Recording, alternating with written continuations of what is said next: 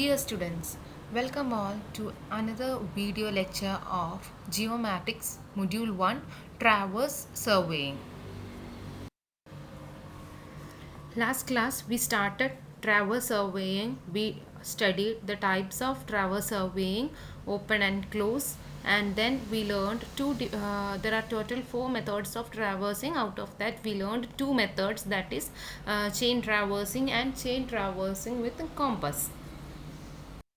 So today we will see what is third type, that is transit type traversing.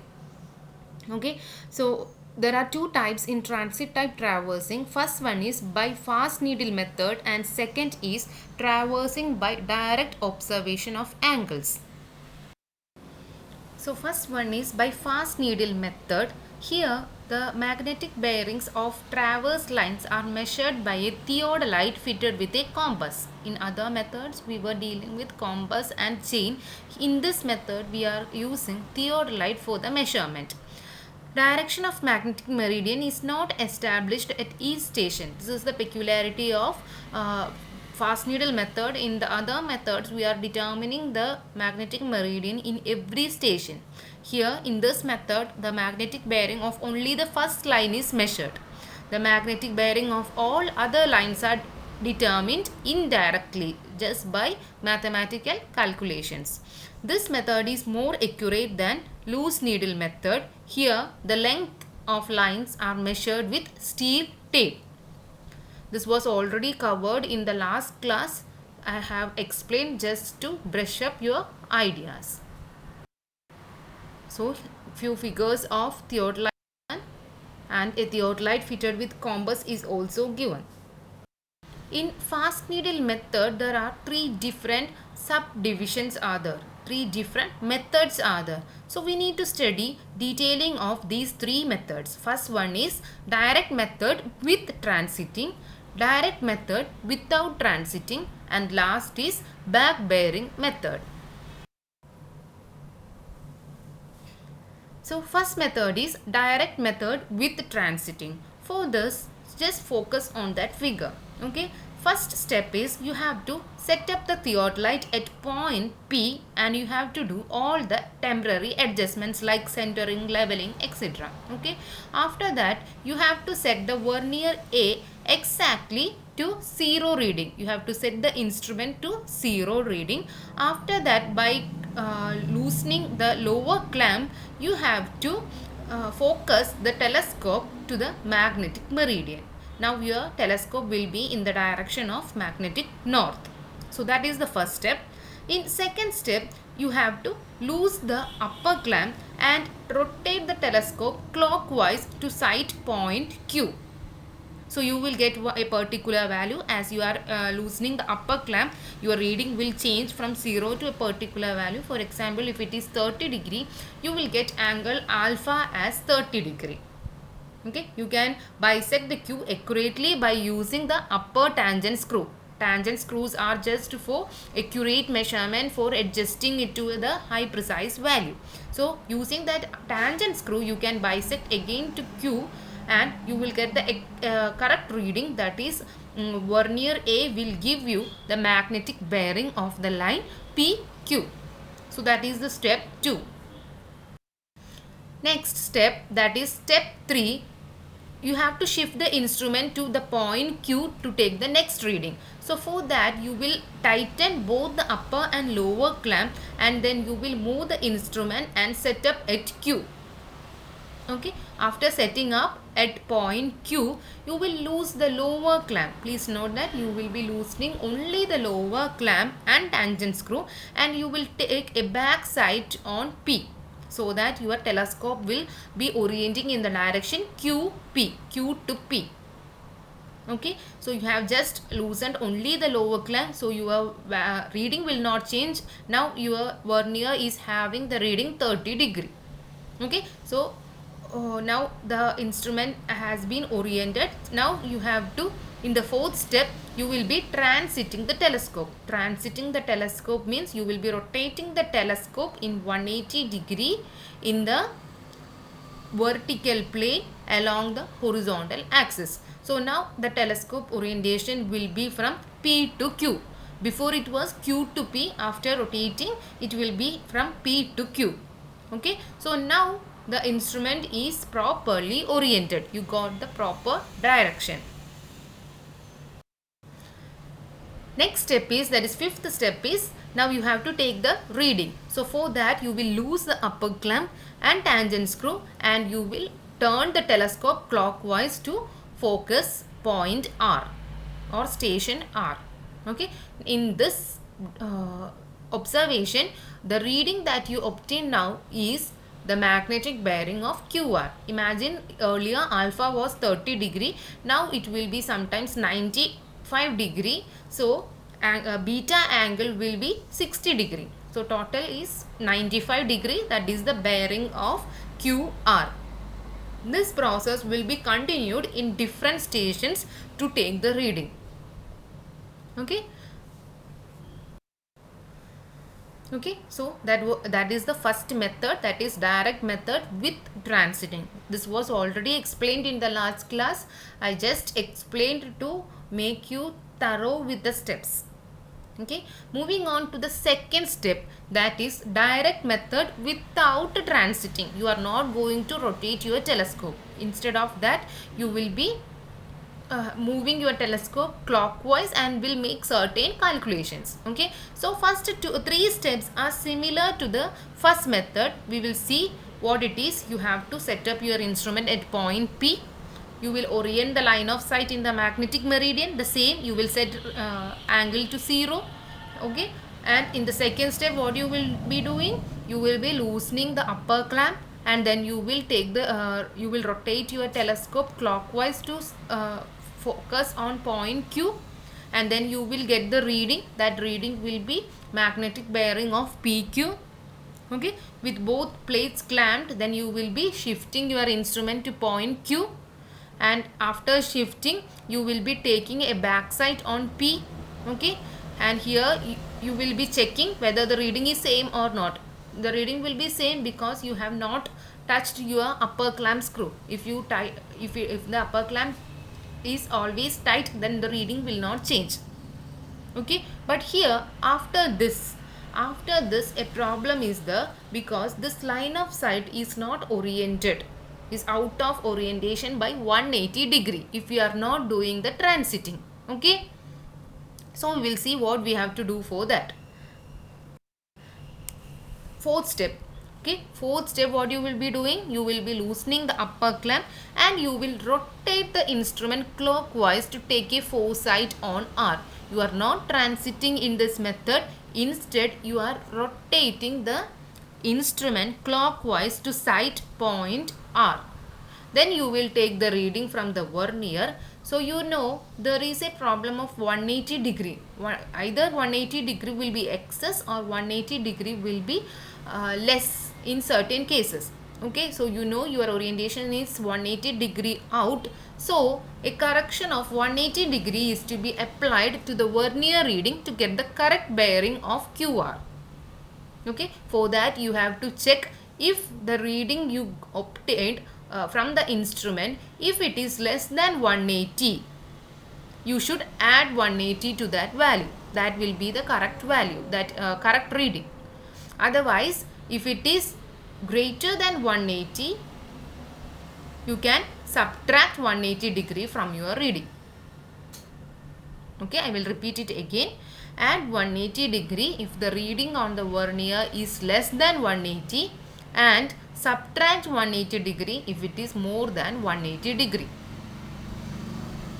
Okay, so that will be your correct bearing of QR. So you got the bearing of QR. Next you will be shifting the instrument to R, and again you will be taking backside on Q. Here the orientation at R will be out by 180 degree with respect to that at Q. Okay, when comparing to Q, your orientation will be out by 180 degree. But when comparing to station P, your orientation will be 360 degree out. Okay, because when comparing to P, in Q itself 180 degree was out. So again when doing 180 plus 180, it became 360. So comparing to P station, it is 360 degree out, and comparing to Q station, it is 180 degree out. So after taking the foresight on the next station, the vernier reading will directly give magnetic bearing of the next line without applying any correction of 180 degree. So in the next station, that is at point R, you do not need to do any corrections. Okay, because 180 plus 180, 360, you know, after 360 in your theodolite, the reading is 0. Instead of 360 degree, the angle is 0. So again it has reached to 0 itself. Okay, so there is no need of correction in station R. So from this we can conclude that the application of 180 degree correction is therefore necessary only at second, fourth, sixth station, etc. Okay, no need of correction for odd number of stations. We need to do corrections only at even number of stations. This is the reason, because when we move on to the third station, there will be 180 plus 180, 360 degree out. It will be 360 degree correction should be there. 360 means it is equivalent to 0 degree in case of our theodolite. Okay, so no need of any correction. Okay, so instead of applying correction at even station, opposite vernier may be read alternatively, that is vernier A at P, vernier B at Q, vernier A at R, etc. You know, in theodolite there are two verniers, vernier A and vernier B. Okay, if you do not want to do any corrections in one station, you can check the vernier A. The other station, second station, you can check only the vernier B, because second station is 180, vernier B means it is 180 degree plus itself. Whatever angle we are getting in vernier A plus 180 degree value will be giving in the vernier B. Okay, so that correction is like inbuilt only. Okay, so you can choose that, but however it is always convenient to read only one vernier throughout and apply the correction at alternate stations. Okay, so just skip that second point. Just for your information, I have explained that. If you are confused, just skip on that. Actually procedure is like we will be following only one vernier reading, that is vernier A, and you have to do the corrections in the alternate even number of stations. I hope it is clear. If it is not clear, please call me or text me or WhatsApp me. I can explain to you again. Okay. Third method is back bearing method. So in our class we discussed about what is forebearing and what is back bearing. So we will be using back bearing. Calculations will be used for finding out this bearing of different lines in the survey. Okay, so the lines which is marked as red is the same steps that has been followed in the other methods also. We will see what it is. First step is you have to set up your instrument at P point, that is our P station, and you will be measuring the magnetic bearing PQ as before. Okay, what you will be doing, you will be setting up over at point P, you will be setting to 0, and then you will be orienting to the magnetic north, then you will be loosening the upper clamp, and you will be turning the telescope clockwise to side point Q, and you will get the reading which is the magnetic bearing of PQ. Okay, then after that you will shift the instrument to point Q. Okay, here before taking backside, the next step was to take the backside at point P. So before taking the backside on P, vernier A has to be set to read back bearing of PQ and fix the upper clamp. So you have to change here reading. If the bearing, if the forebearing of PQ was 30 degree, after orienting at point Q, you have to set the value. The reading should be changed to back bearing of PQ. Earlier we used to follow the same bearing. Okay, so if the forebearing is 30 degree, the back bearing of PQ will be 30 plus 180 degree, that is 210 degree. Okay, so you have to set now the theodolite reading to 210 degree, and then you have to fix the upper clamp. So now the reading is 210 degree. Okay, so after that you have to backside on P. Okay, so keep in mind here now the reading is 210 degree. The instrument is now oriented because you have done the calculations. So that's why the instrument is now oriented, since the line of sight is along QP. Line of sight is along QP when the instrument is reading the bearing of QP. As the instrument is reading 210 degree, that is the bearing of QP, or it is called as back bearing of PQ. Please keep in mind, forebearing of PQ and back bearing of PQ. Okay, please keep in mind what is the meaning. Forebearing of PQ is equal to the back bearing of QP. Okay, it is the same. Okay, so you have oriented properly and now the orientation is correct. What is the next step? So in the next step, you have to loose the upper clamp and you have to rotate the instrument clockwise to side station R. So whatever reading you are getting will directly gives the bearing on QR. Okay, so this process is repeated at other stations to get the bearing of other lines. Okay, so of all the three methods of fast needle, the second method is the most satisfactory.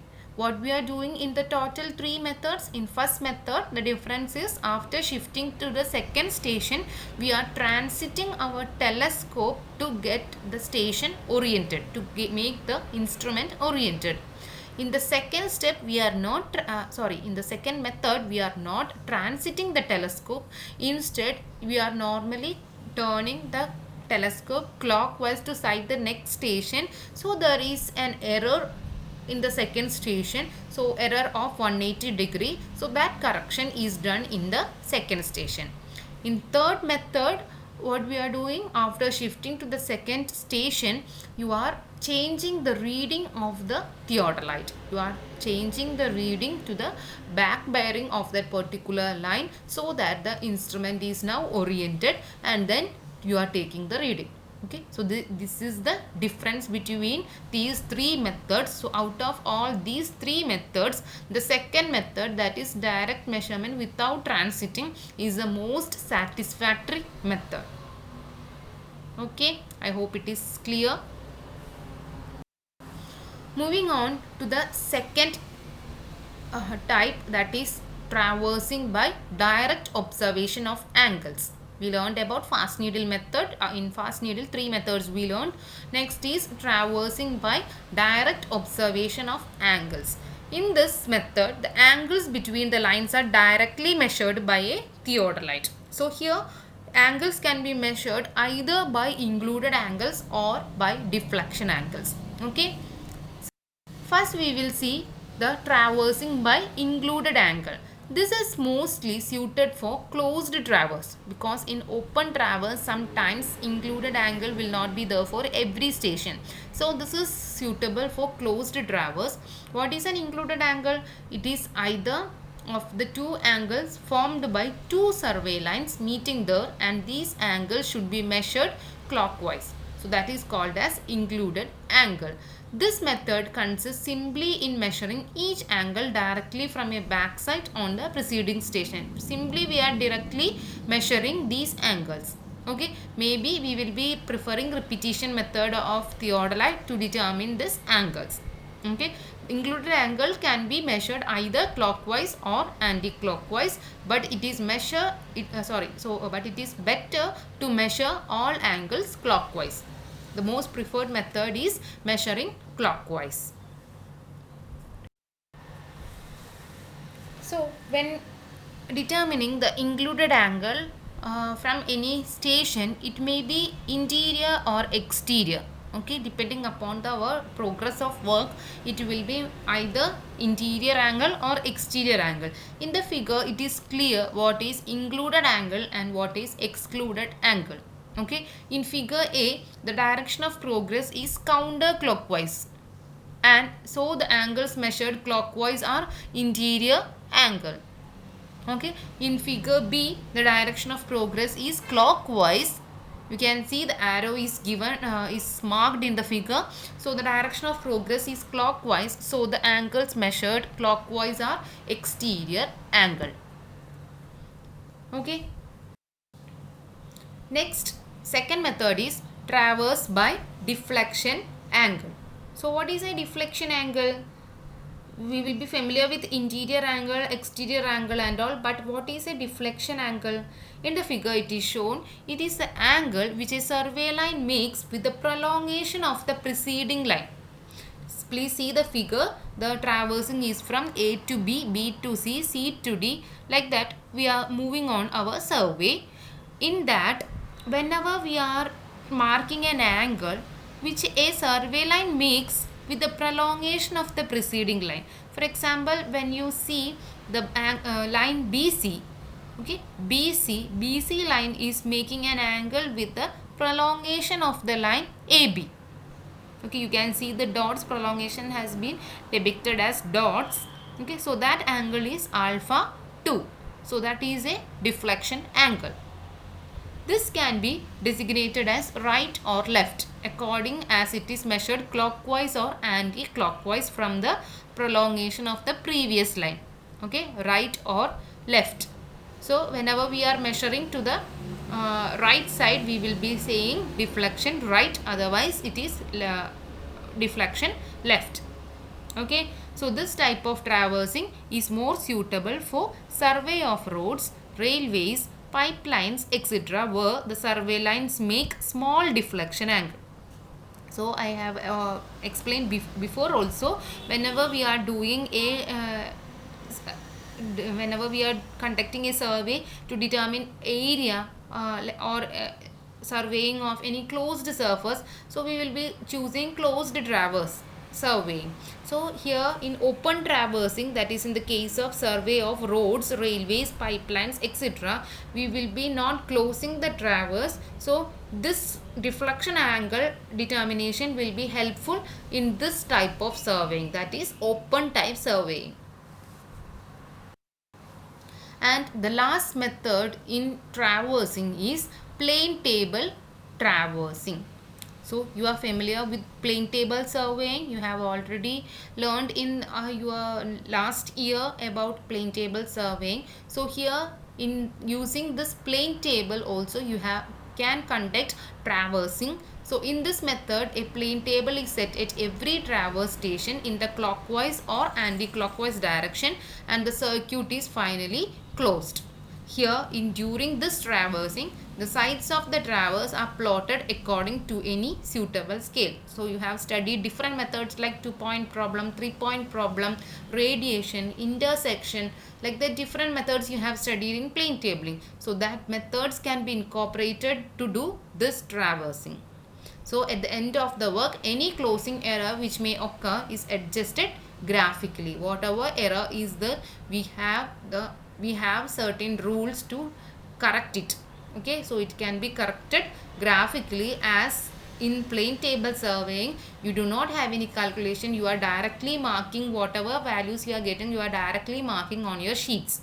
So nothing manual calculation has to be done. So here in this case of plane table surveying, you can do the corrections graphically, that we will study. Okay, graphical method of correction we will be studying. Okay, so I hope it is clear for you. If any doubts are there, please contact me personally.